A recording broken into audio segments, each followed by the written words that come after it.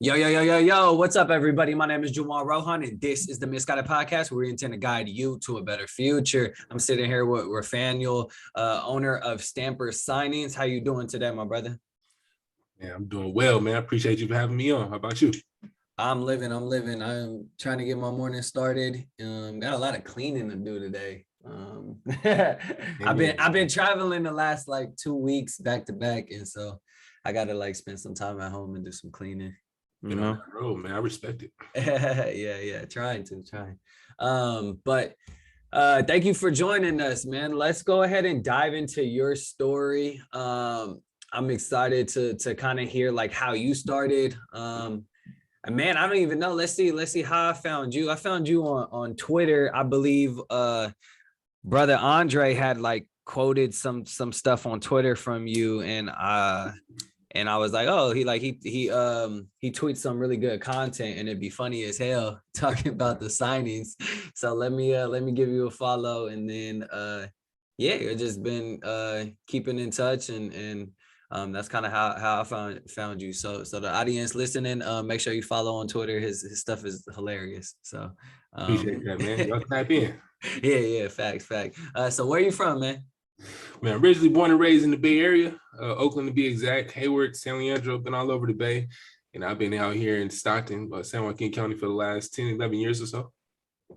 What, where you were born in Oakland, you said you lived in Hayward. When did you live in Hayward? Man, I was living in Hayward when I was a kid, man, probably from our time I was, about 7 or 8. Stayed out there for a few years, traveled back and forth between there and Oakland for the most part, between my mom's side and my dad's side. Nice. I'm from Hayward. I went to Southgate.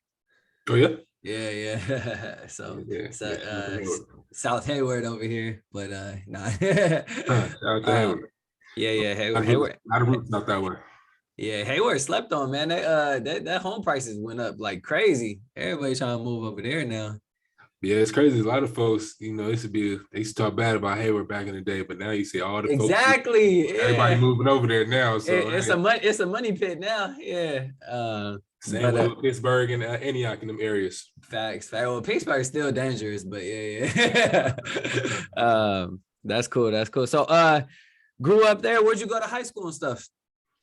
Yeah, I went to a school called Kendall's College Preparatory, man. Where the hell is that? Yeah, it was a very, very, very small school in Oakland. You know where the old Sobeys building used to be at? Yeah, yep. Yeah, so that it used to be right there, right across the street from Eastmont, man. I used to go there. I went there for like 2 years, and then I used to go to school out in Crockett, like right next to Vallejo's, a school called John Sweat.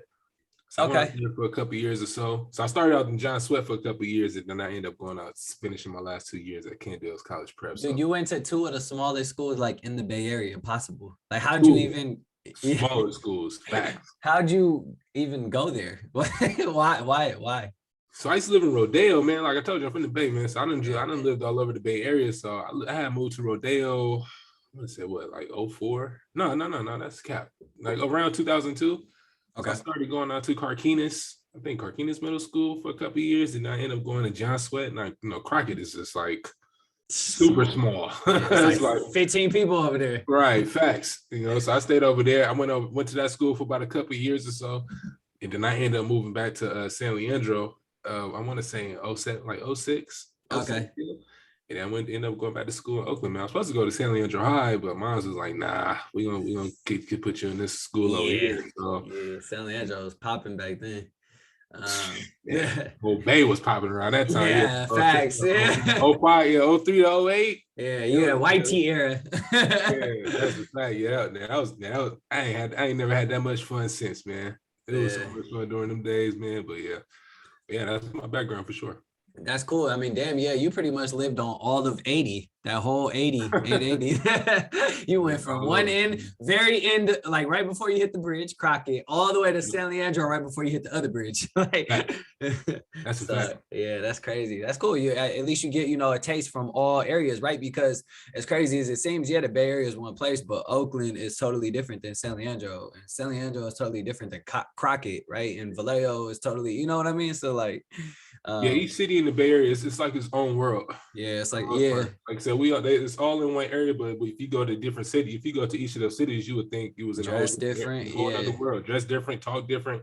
Everything is no place is the same in the Bay. Yeah, and that's why the Bay is so big, is because there's like so many cultures that like come from here, right? Like, and you get so many people that pop, right? Like musicians, you get Vallejo, right? You get Oakland, you get Richmond. You remember the HBK squad, like, you know, you get total different fucking cultures and diversities. It's pretty cool. Yeah, you get everything. Yeah. Facts. Cool. Well, that's dope, man. Yeah, I like we were talking yesterday. I had no idea you literally a Bay Area transplant. Like, I think I saw something on Twitter talking about you were like, I need to find like a notary in Georgia or Texas or something. And for some reason I was like, oh, he's from Texas, and I never like even went and did like the due diligence to search. So that's dope, bro. That's dope. Cool. So let's go ahead and start. I want to start talking about your signing agency, because a lot of people think, you know, notary, and they're like, what the hell is that, first of all? Right? Always the reaction. Yeah. And then when you talk signing agency, that's different, bro, because that's a whole business. Like, a notary is like, you know, self entrepreneur. Like, when you own a signing agency, you own a bunch of shit, right? And a lot of shit goes into that structure. So I kind of want to talk about that, but I want to talk about, how'd you first ever hear about a notary? That's funny, man. My mom was a notary, right? So my mom been working for the government for over 20 years. And so I was working as a security guard, right? So I was doing that for about 6 years or so. In my last year, I was trying to figure out like, I'm trying to figure my way out. Like, I always wanted to get into business, but I didn't really have an idea of what I wanted to do. Yeah. So one night, I'm trying to figure out what I want to do. I want to start my own business. I'm trying to plan out my exit.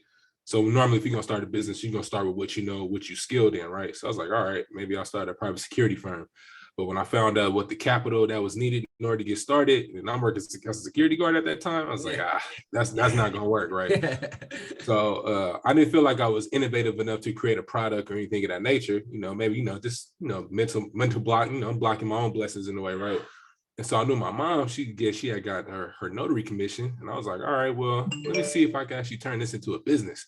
And I just did some research. I don't know how verified the source was when I went on Google, but when I found out they made $50,000 a year independently, and I was like, oh, all you gotta do is just stamp a document, and I can work on my own time. I don't gotta deal with these people asking me, worrying about if I'm sleeping on the job, or they trying to find ways to, you know, to fire me, right? All the stuff that security guards deal with. I was like, man, this is sign me up quick. And so that same night, man, went on the NNA website, signed up for the class. And at that time, they was doing classes in person. So like right after my shift, man, I went up there, did the training. I took the 8-hour class, did the exam right after. And then I found out in 2 weeks I passed. And then from there, I've been doing this ever since. When was this? This was 2017 when I first got commissioned. So it's funny, when I first got started, I didn't even take on any assignments because I had bought the wrong printer. I'm thinking I needed a dual tray laser printer, right? But I just bought a single tray.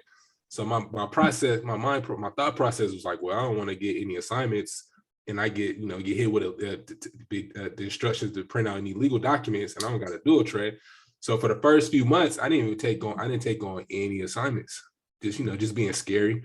Yeah. And I was like, you know what? I'm leaving money on the table by doing this, right? So I ended up eventually finally finding a dual tray laser printer, and I did my first assignment. I want to say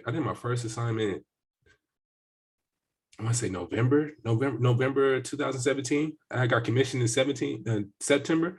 Finally did it in November, and then a year later, man, September 3rd, 2018, I left, man. I've been independent ever since. That's amazing, bro. That's amazing. And that's an amazing feeling to leave and know that you have something like that's, about to pop, right? Like, right. Yeah, right. That you working on. It didn't pop out initially like that, though. It never does. But you see the vision, though. You know what I mean? Yeah, so absolutely. But yeah, I want to talk about your very first signing. But before you do, it's funny that you mentioned that you literally just sat there because you like the printer, right? The printer is a huge thing that the notaries, especially in the loan signing, that notaries like are scared of. Is like, I gotta get the right printer, and that's kind of like where I've been struggling with right now.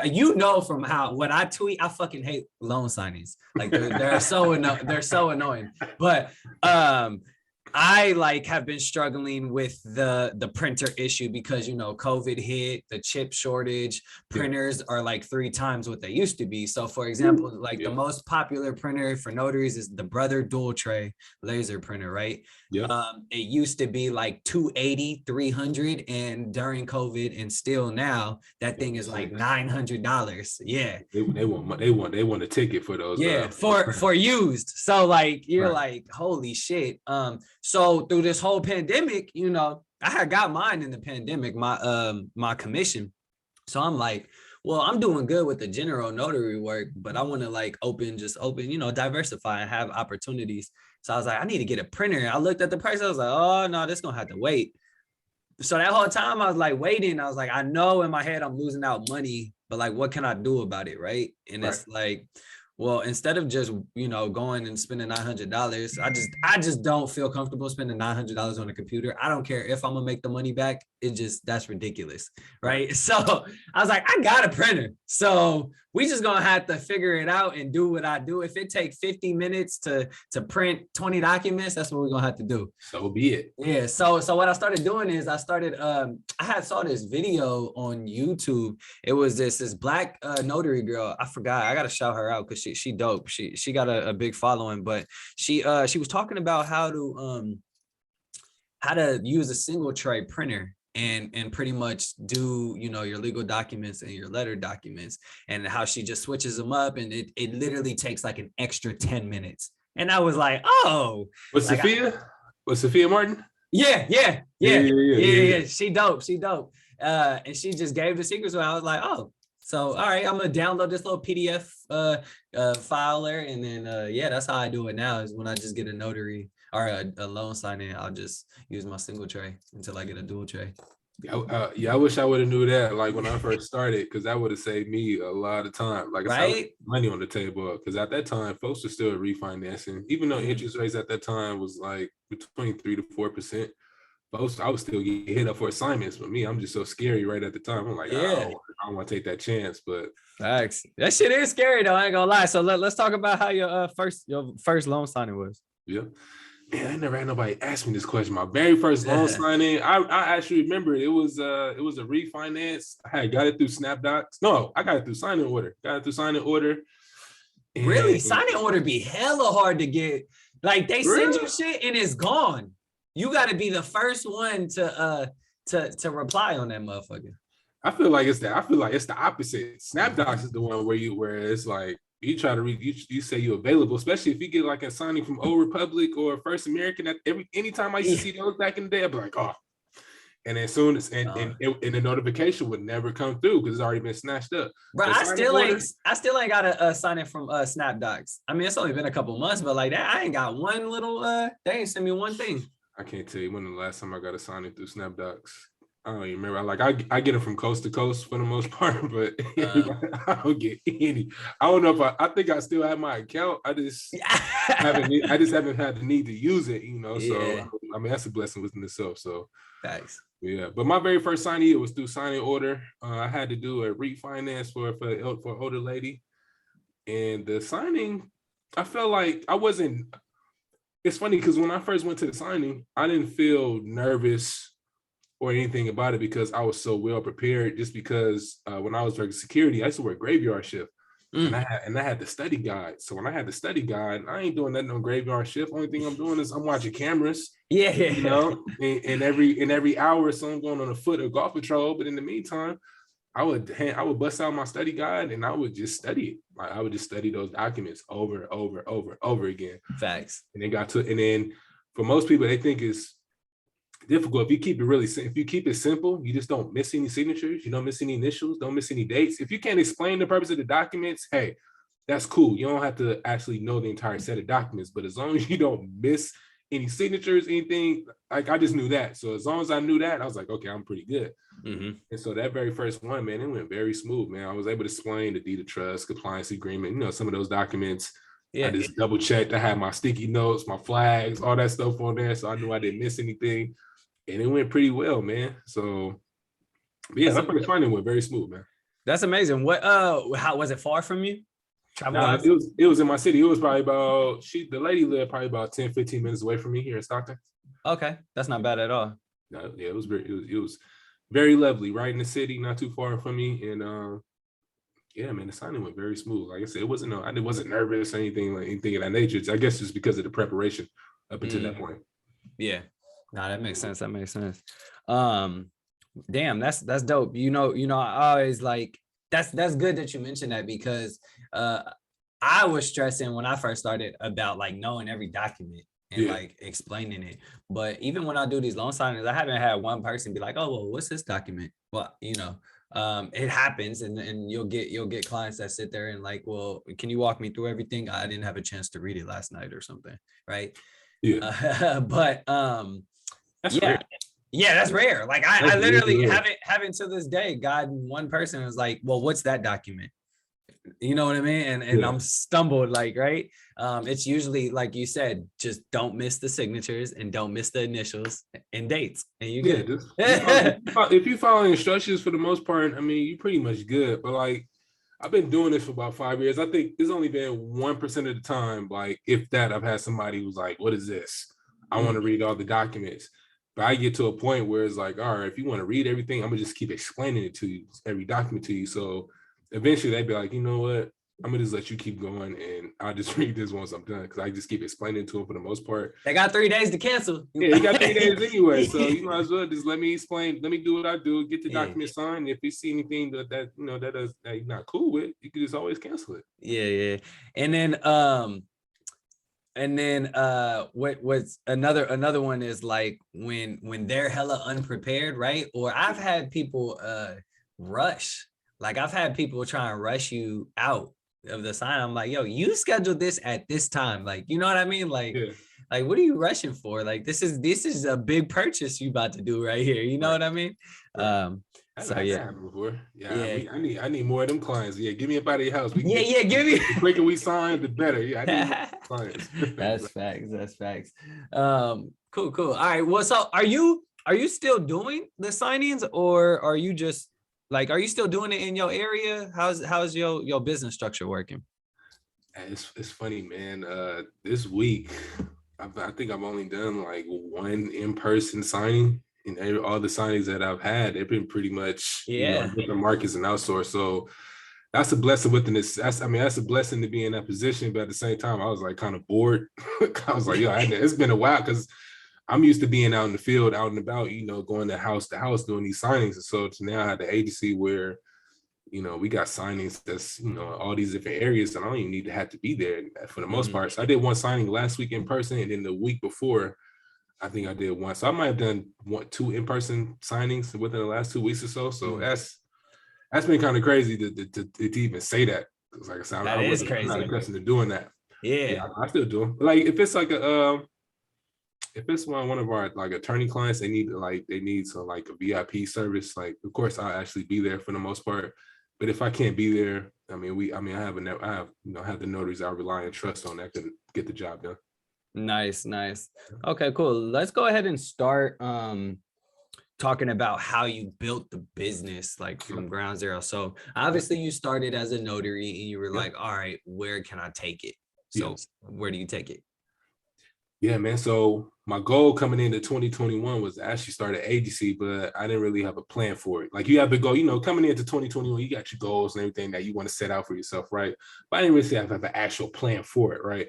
And so what's funny, I actually fell into it by mistake for the most part. So my commission was set to expire, and for some reason, I waited till the month of to actually renew the commission. So I'm thinking, because at the time I'm thinking like, all right, well, I'm already commissioned as a notary. As soon as I do my training and pass my exam, I should get my stamp and my commission right away. Now that was a bad assessment and thinking very bad, especially during the COVID. Especially during COVID, right? And so in the month of I do the training, I do the exam. I was like, all right, well, I need to find out when my test results are gonna come in. I didn't find out that my test results wouldn't come for another 2 weeks. Then my stamp wouldn't come for another 2 to 3 weeks after that. So in the meantime, that week, during that same week, my commission is set to expire. So I'm like, all right, well, one, I don't have any digital products. Only time I made money as a notary was by actually being physically present for the signings. And so I already had a relationship with a loan officer that I was doing some work with, and I had to let her know, like, hey, my commission is set to expire, but I do know a couple of notaries, which I did because I already had connected with a couple of notaries in my area, and I just let her know, like, hey, if I can't do it, I have a couple of notaries I rely on who can actually get these signings done for you. And she's like, cool, no problem. That same week, she needed a notary. I had one ready for her. Yeah. I had one ready for her to do that, and it was a refinance. And then from there, it took off. And so in my first month of actually doing it, I didn't have any system in place. I think I might have had like less than 10 notaries in the database. I did $1,000 just outsourcing assignments. I did that by mistake, you know. So, but $1,000, that's not a lot of money. You ain't going nowhere. You just connecting calls. Yeah, it's not a lot of money at all. But to actually know I can actually do this, you know, didn't have any infrastructure, have any systems in place. I was like, oh, okay, I got something here. And so from there on out, I was so focused on building my database. So I would every time I was always marketing on LinkedIn, marketing and Facebook, all these platforms. And I was specifically marketing to title companies, because at the time my target market was title companies, and lenders, and I was specifically marketing in these groups. And I would have notaries that would like the post. So if I see a notary is liking the post and I need to build my database, I'm not using signing order, I'm not using SnapDocs for the most part. I'm gonna reach out to you directly. I want to schedule some time with you so I can get to know a little bit more about you, let you know about my company, and see how we can collaborate, you know, get some money together, right? And so that's what I was pretty much doing. And then I ended up putting together a Facebook group. Salute to Stamper community. Right now we got 220 members within the group. These are all notaries. These are all people who I rely on whenever we need signings done, and they get the job done for me. And so for the most part, it was just gradually just building it up by me connecting with them for one-on-one time, getting to know more about them. And then when I actually created the group, I started to blast it out and say, hey, join the community. This is for notaries that's looking for a business outside of these other signing services. We are looking for notaries to join our network. And then from there, it just kept building. So now, like I said, we got over 200 notaries within the database. Got a few clients that we work with directly for estate plan signings, loan closings as well. And so whenever we need a signing, I'm tapping in. Like I'm pretty unorthodox in the way I do the business. Most signing services, you know, they use a signing order, they use a SnapDocs, they using these other platforms. And I was doing that too initially. I was going to use a signing order, but what I found when you're on the other side looking in, because most notaries don't know, is when you're at the signing service or the agency that's using that platform, you can actually see the notaries who you can work with. You can see if they've been blacklisted. You can see how many assignments that they've done. And all the notaries who was on the platform, I'm looking on there. I'm like, I don't even know if I want to send. I don't know if I want to take this chance even sending this assignment to them, because they got horrible ratings. Yeah. You know, if you're dealing with title companies and these real estate companies, they can be very fickle if you don't get the right notary for the job and you make any kind of mistakes, because there's just so many factors and so many parties involved. I was like, man, y'all not gonna have me looking bad out here. Nah, that's not going to be the case. So I much rather build it organically. That way I'll have some type of relationship with you and I actually know you. I feel much more comfortable about assigning this assignment to you. Do you sign up on these, coast to coast as a signing agency? And so you can do SnapDocs, you can. Okay, that's crazy. Yeah, I didn't know that. That's crazy. Okay, so so I want to a couple of things I want to touch base on here. First is congrats on the 220 that's in the Facebook group. That's like crazy. I've been struggling to build a community on Slack. I want to build like a misguided community where people join the group and kind of help one another, right? Like almost like a mentor mentee type of situation. And right now I have it set up, but there's only like maybe 25 people in there.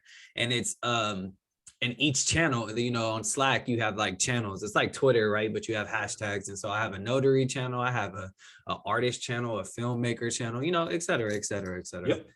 But yeah, man, 220 is crazy. You got to share me your secrets. Where are all those people located all over, or what? All over America. That's crazy. California, Texas, New Jersey, Florida. Shout out to the Florida. I get a lot of Florida notaries that be tapping in. Yeah. New York. Man, they all over. They're literally all over America, bro. And how'd you find those people? they come to me, man. Yeah. For the most part. That's When I first started out, I was just using social media to tell folks to join the network. And then I started doing these workshops. I'm doing these webinars, and I would encourage them to join the network. So initially I had built it up to about 80. I had about 80 something members in there, just building organically. But then I did the interview with Sophia, and after that, it seemed like every notary in America was like reaching out, like joining. Where'd you do the interview? Did on YouTube. We did that interview. Let's say April. I think we did that interview in February. So in February we did the interview, and then after she posted of this year. Yeah, this year. That was like last month, 2 months ago. Yeah, that's it. I mean, that just shows you it was going just like that. Fast. So we had all those people coming. I had all these people coming in, just building all these relationships, just networking. So it worked out in itself. And like I said, now I got to a point now where I really don't have to put it out there because I still do got to put it out there. But for the most part, I do a lot of posting and marketing. So they end up coming to me for the most part. That's amazing, bro. That's amazing. I want to look at this interview. What's her channel again? Sophia Martin. Sophia, yeah. Check it out, man. It was a dope interview, man. That's amazing. She's got some dope questions, man. And like I said, I had all these notaries just like coming out. They literally came out of nowhere. I'm like, oh, they blowing up my phone. They're like, oh, how do I get started? As a signing service, this, that, and the third. And I'm like, oh, I'm like, how did you find me? I was like, oh, I just saw your interview. I was like, oh, that's what's up. That's what's up. So yeah, this goes to show, man, when she got reach. So I'll give her that. Yeah, she got reach. So all those people was tapping in, man. So if y'all listening, y'all notaries listening, tap in, join the Stamper community. Always posting available and upcoming assignments within the group. Hell yeah, there you go, bro. Look at you, had a little fro back then. It was a month ago. You little fro, huh? Yeah, man. I was trying to get the braid and trying to get some locks, man. But going through that little fro stage, I ain't had the patience for it. Bro, I've been trying for like 3 months. I've been like committed, like, all right, I'm gonna just get the braids up top. Yeah, and then every time I go to the butter, I'm like, nah, cut it, bro. I look ugly. That's me. That's exactly me right there. So I get to that point, I'm like, you know what? The lesson in that, man, sometimes you just gotta stay in your lane, man. Facts. Gotta stay in your lane, man. Well, I grew up with long hair, so I had long hair like all my life. So I'm like, to go back to it now, it's just like, because everybody doing it, right? It's like, man, I've been had that shit, but gotta have the patience for it. I ain't had the patience. Like, you know what? Let me cut this off and go on by my day, man. Keep it. Facts. Cool. Yeah, there was another question. So that was the first one. It was about the group. Congratulations on that and building a community, because that's cool. And also just like your whole branding is done well. Like it's almost like you had classes on this, right? But I think it's just through trial and error that you learned. So that's amazing, bro. Yeah. So about the loan signing in the business structure. So now that it's been 5 years that you've been a notary, how does your structure look? Are you doing it all across the country of where you're going out to? How are you getting your leads? Are you paying for leads? Etc. Go into the business detail. Yeah. So I have a couple of repeat clients. Mostly law firms. It's only one title company for the most part. I'm approved with a few title companies, but it's only one in particular that really gives us business for the most part. Okay. But all my clients is through law firms. So it's through networking. I pay for leads through Thumbtack. I get a lot of assignments through there as well. So for the most part, the majority of my clients are through my network, and then also paying for those clients as well through Thumbtack. How'd you get the network of the law firms? How'd you reach out to them? Networking, man, just out here networking. So 2020, I used to work for New York Life selling life insurance. And when everybody was in the house, that sprung up the virtual networking. And when I found out virtual networking, you can set up Zoom meetings and connect with people, I don't gotta leave my house. What? Man, I took full advantage of that. I took full advantage of it. Still to this day, I took full advantage of it. So I was connected with so many professionals, whether you're a financial advisor, whether you're landscaping, whether you're in real estate, whatever it is that you was doing, I'm connecting with you for the most part. And so I found all these networking groups. I found a business networking group like locally in my area as well. I was a part of that as well. And so initially during that time, I was still in that stage of trying to build the relationship, still trying to get you to know, still trying to get to know you a bit and see if we're actual fit to actually do business with each other and, you know, send each other referrals. And so it wasn't until like late last year where all those seeds I was planning started to come to fruition. And so I had a couple of folks who I knew in financial services. They connected me with a couple of estate planning attorneys. And from there, we hit it off. Build a relationship from there. And so from there, we've been getting business like consistently, like either whether it's here in California, whether it's in Florida, whether it's in Tennessee, New York, New Jersey, like these law firms that got clients literally all over the place. And so instead of them having to go on Thumbtack, instead of them having to go on Google to find a notary, my value proposition to them was, look, it's like, I already know that you already got to spend a lot of these law firms, they'll place the responsibility on the signer to find a notary. That could take about a week or so to find a qualified notary. If you got to live in trust and you know you about to get $25,000 to $5,000 for that trust, you want to get that paperwork signed right away, right? You don't want to delay that process. So if you already got a notary in your back pocket and you know we already have a network of notaries that we can rely on, we can get one for you just like that. That's the quicker you're gonna get paid for that for the trust signing that you get set up. And so that was my value proposition to them. I value speed. We get notaries to sign right away. We get those documents signed right away, whatever you need, whether it's scan backs, whether you need us to ship those documents to you, whatever it is that you need us to do, we can do that and then some. And they felt that. They was like, yeah, we want to work with you moving forward.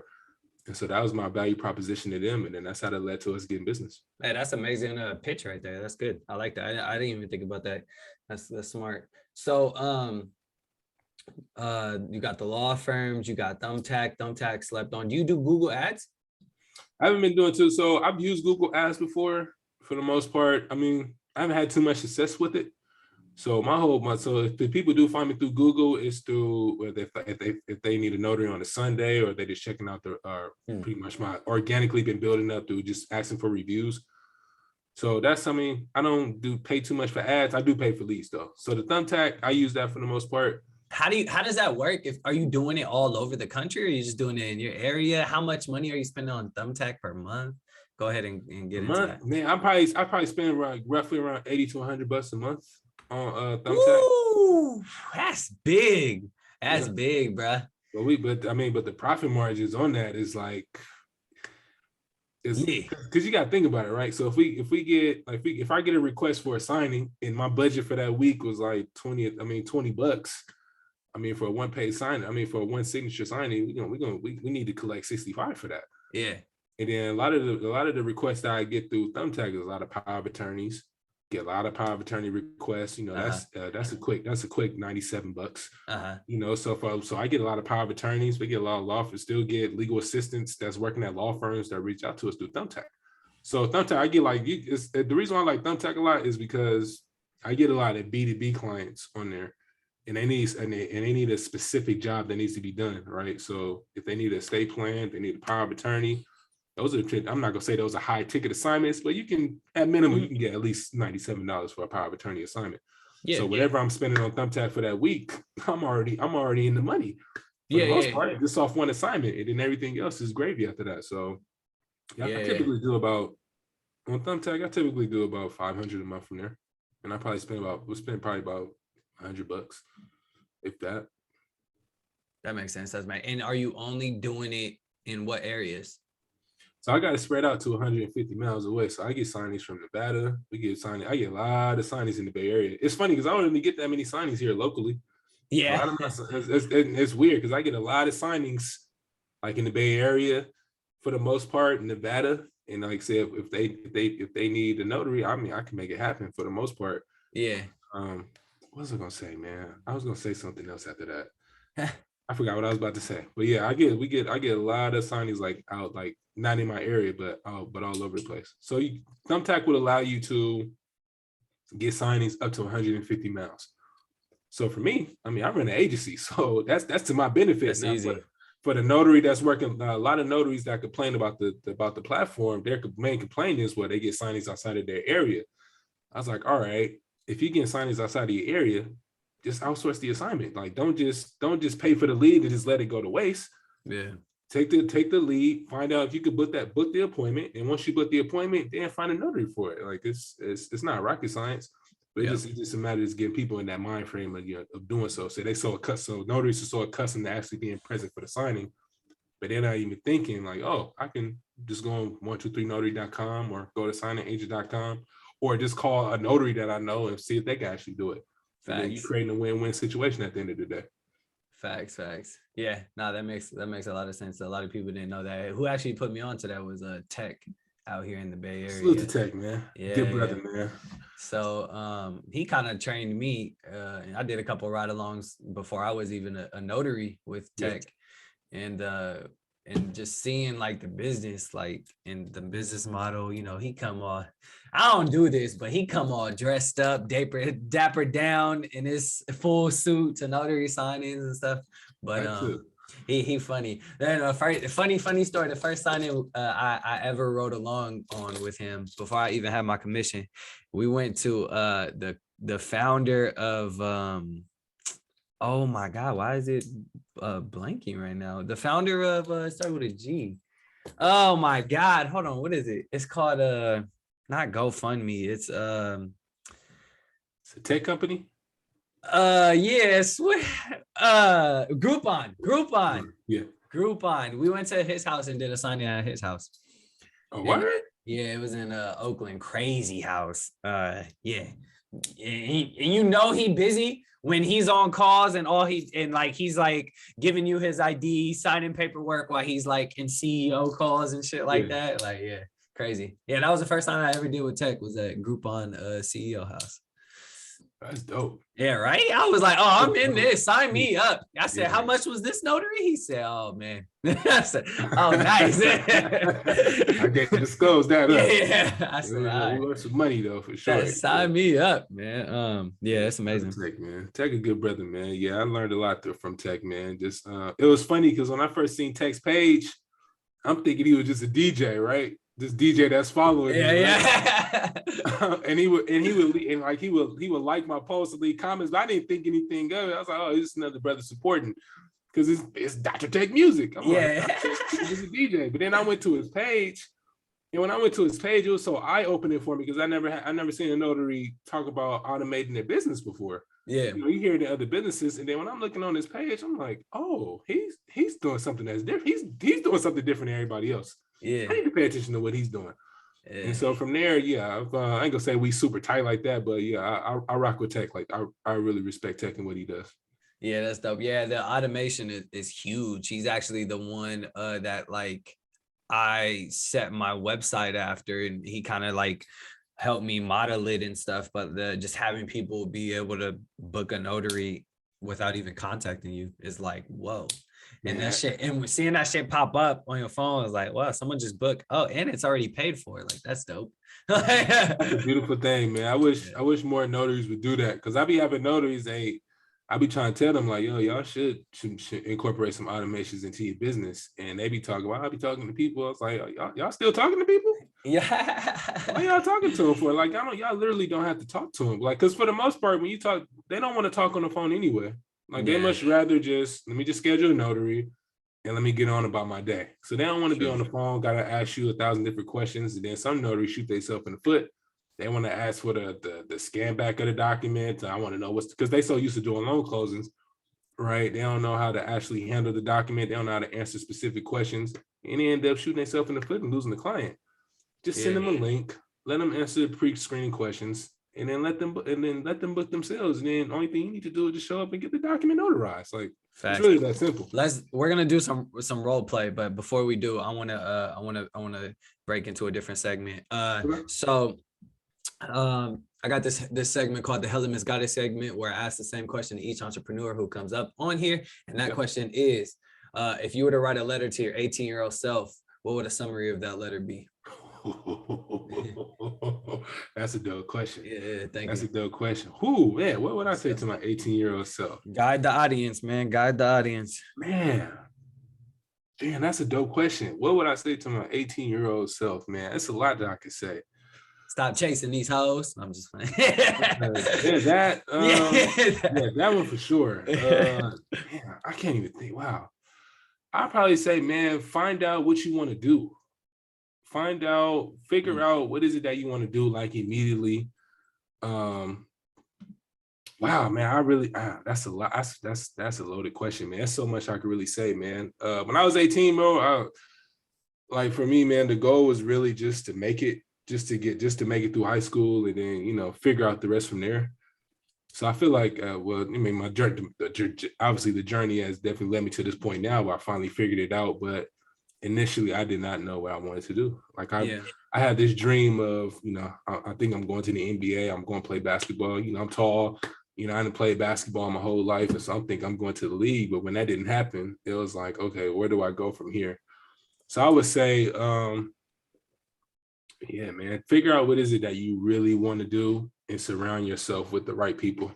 Surround yourself with people that's going to uplift you. Surround yourself with people that's going to where you want to get to. Because at that time, I wasn't really hanging around people that was actually trying to do great things in life. Like the type of conversations that I have today with my peers and people that I rock with, I wasn't having those same conversations back then. So I would say, change your surroundings, change, be around the, change your mindset, be around the people who's trying to get to where you're trying to get to, and dream big. Because I mean, like I said, I had a dream of going to the NBA, but when that dream didn't work out, it was like, okay, where do I go from here? So, facts.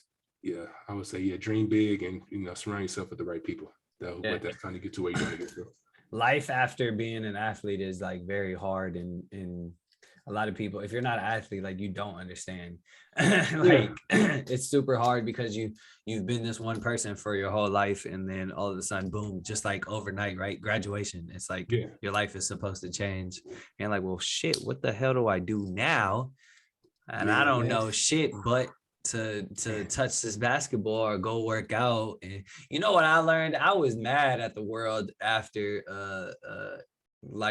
after being an athlete. I was mad when I figured out that how much time students have, or just people in general, how much time people have if they're not an athlete.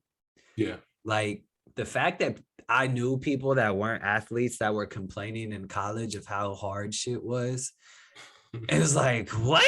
Like after I was an athlete, like, it was like, okay, where are we going to grab beers? Where the party at? Like, we got this time to study. Now we got hella shit to do. Like, what do we do with all this time? Let's go play video games. Like, you know what I mean? I'm like, man, y'all do this every day. This is amazing. Man, that's crazy. You talking about that, man? Yeah, 18, man. Yeah, that's all I knew was really. You just need a little direction, right? Like, just a little, like, someone. I wish I had like a mentor. Like, it was just like, you need to be doing this. Like, learn about stocks, or learn about this, like this business structure, or learn how to hire employees, right? What you're struggling with now. Like, learn how to do these type of things that you could take on, not at, like, don't think so close to being 18, right? Like, and what I mean by that is, don't think so like short term, think long term.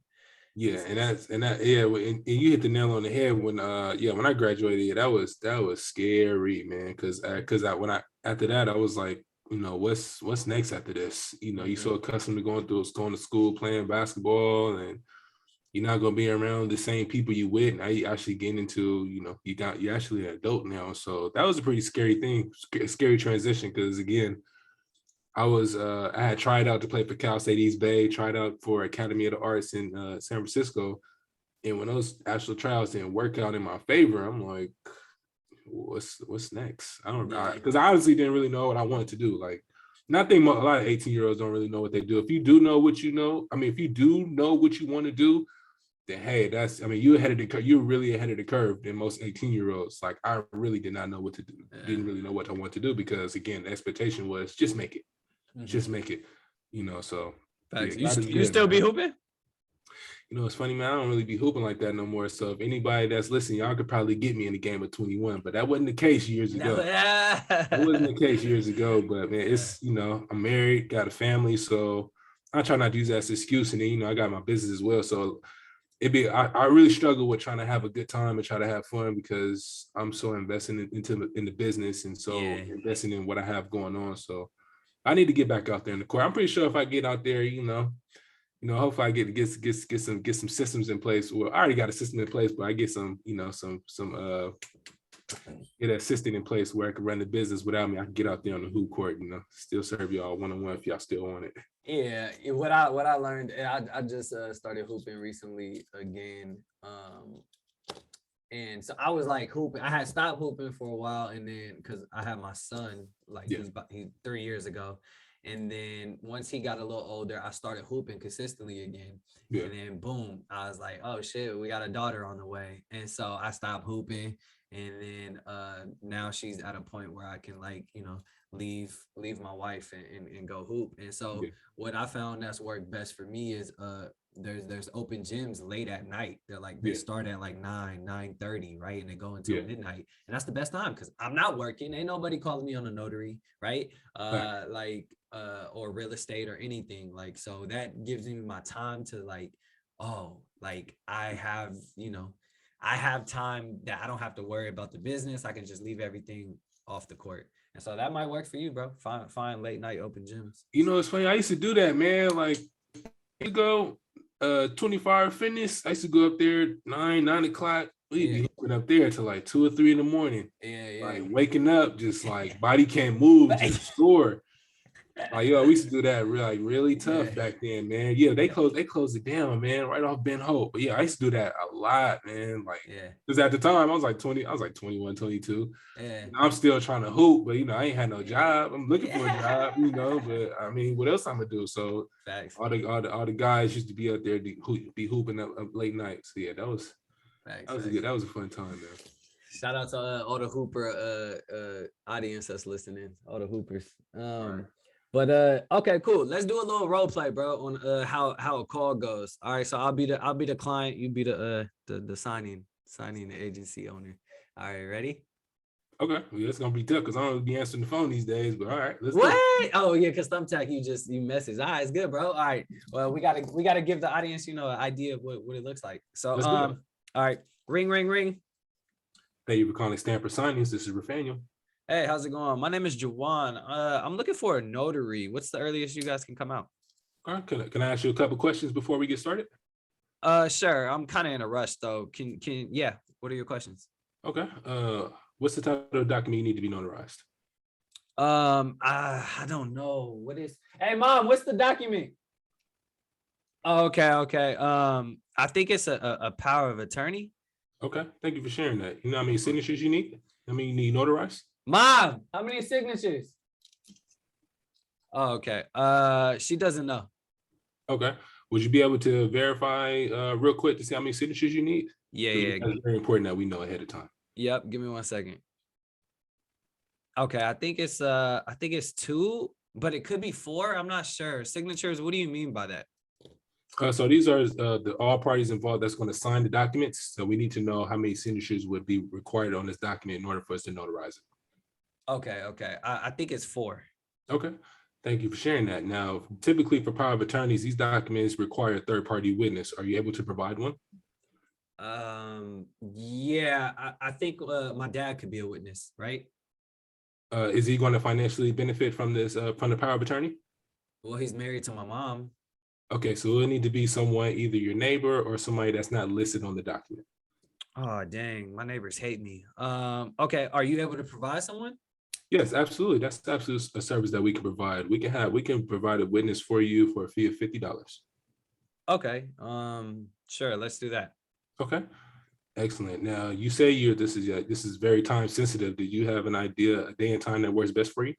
Yeah, can you come in the next hour and a half? Next hour and a half or so? Absolutely. We can make accommodations for you. Where will the signing take place at? I'm in Stockton. You're in Stockton? Okay. Yeah. Do you prefer to meet at your residence? Do you prefer to meet at a coffee shop? Residence is fine. I could text you my address. Excellent. Thank you for sharing that. How much is the service for a power of attorney? How much does this cost? So we can get just have one more question to ask before we get to the cost. Okay. For all parties involved now, are you signing this document for yourself, or are you requesting this for someone on behalf of someone? So my mom is giving me power of attorney over her. So I don't know if both of us are signing. What does that look like? Typically, if she's the power of attorney and she's going to make you attorney in fact, then yes, both your signatures would be required. I need to ask, do you both have a valid ID or driver license that's unexpired? Yeah, we do. Excellent. I appreciate you for sharing that with me, sir. So for us to send a preferred mobile notary out to you today for 2 signatures, that'd be at a rate of $65. $65 for 2 signatures, and then the $50 for the witness, right? Correct. So the total will be $115. Okay, cool. Let's do it. Excellent. What I'm going to do is I'm going to send you an invoice via Stripe. We just need you to text us your email. And then once we receive your email, we'll send you the invoice. Once it's been paid, we'll get a preferred mobile notary out to you ahead of time. Before we send our notary out, is there a gate code? Is there anything that we should know ahead of time before entering the residence? Wait, can I not pay with cash when you get here? Pay with cash, of course. Yeah. Okay. And then there's no gate code. Nope. Just a resident. Excellent. So I do appreciate you for sharing that with us, sir. Please text us your email as soon as possible, and as soon as we get your email, we'll send you the invoice, and then we'll get a notary out to you as quickly as possible. Perfect. Appreciate you, man. Likewise, I appreciate you, sir. We'll see you soon. Bye-bye. Great job, dude. Great job. That's good, man. That's good. No, I get a lot of weird calls, right? You like I tried to emphasize the rushing, right? You'll get a lot of ones that are like, oh well, can you be here like yesterday? Like, it's like, oh, we needed this. I get a lot of calls that are like, I've had this just sitting on my counter for 3 months, but I need it done today. Yeah. Like, and I'm like, okay. Like, it's been on your counter for 3 months. You had all this time, and so I'm gonna charge you a little extra because you want it done right now. You feel me? I was just about to say that. Yeah. So in those instances, if you need it done like right now, then it's going to be a premium that you would need to pay. So in a situation like that, you can also spend it like, okay, for same day service, we can do this for a fee of $175, or if you want to wait 24 hours later, we can get it done for $100. Yeah, that's good. That's a big difference. Yeah, you definitely gonna have some people that's gonna try to rush you. Facts. And everything. But when you get, I would encourage notaries, when you get into that type of situation where somebody's like trying to rush you and trying to be in control of the conversation, still assert your authority. Still let them know like your questions need to be answered first, because at the end of the day, you're still in control. That they need your services at the end of the day. So if they trying to rush you, I need to know this, I need to know that. And like, no, ask your questions. And make sure that you get a valid photo ID. How many signatures do you need? Are you requesting this on behalf of someone or for yourself? Like, make sure you ask your questions first. That's amazing advice, because here's a mistake that happened to me when I was first starting. Is I didn't ask about the ID. And well, no, I knew to ask about it, but I was so happy to get a call. Yeah, I was just like, all right, I'm there. You know what I mean? And like tech always reminded me, like, ask about the ID. And I didn't realize how important it was until I got to the place and they're like, oh, it's expired, right? Thankfully, it was issued within the last 5 years, but like, it's like, oh shit, I'm never gonna forget that question again. Never ever forget. Folks will try you. Like, folks will really try. Like, folks will really try you. Because that's another thing too. Folks will try to bring you an ID that was expired 6 years ago and think they can get it notarized. And then I've had folks like do that, and I've asked them like, "Do you have a valid ID that hasn't expired?" They'd be like, "Yeah, of course." And then you go there, and it's like they don't have it. So imagine. So if you're in a situation like that, that's always important to get the invoice paid ahead of time. And that's a shout and salute to Andre for that. Like, get the invoice paid ahead of time. He's someone that I didn't even think about getting the invoice paid until I heard him say that. It's like, oh, that makes perfect sense. Yeah. So you definitely get that vote, because if you actually show up to the appointment and you just showed up, the ID is expired, you just showed up, you didn't get paid for it. And they not finna, and if you ask them to pay you for showing up, they go, you didn't notarize my documents, but I'm paying you for it. So It's an awkward situation for sure. That's why I always like, when I could tell, you know what client is calling you, and it could be some trouble. So I always try and get those ones paid before. But definitely. Cool.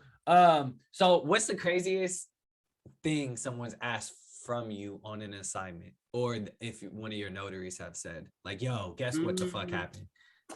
I haven't had nothing crazy happen. Have I had anything crazy happen I mean, I've had somebody request a sperm donor request. that was Wait, what? yeah, Wait, I had what? somebody needed to get a sperm donor agreement notarized. That's crazy. So that's probably the most weird request. I don't want to call it a weird request because I mean, you know, it is what it is. But that's one that was a little. I was like, it's not normally something I come across that comes across my desk. Yeah, You know, for that's the funny. most part, it's power of attorneys, loan closings, estate plans, you know, like private business arrangements. But yeah, sperm donor agreement. I was like, oh, this is interesting. Yeah, But I haven't had anything happen where it's like, yo, this was insane. Like I've gone to some appointments where the client, the signer's house is just like, yo, like, how do you live here? Mm-hmm. Like I've had moments like that, but nothing too crazy. That makes sense. Cool. Only a couple more questions, and then we're gonna wrap it up. What are some of your favorite books and podcasts that you're listening to right now? Ooh, that's a good one. Right now, I'm reading Way of the Superior Man. That's a fire book.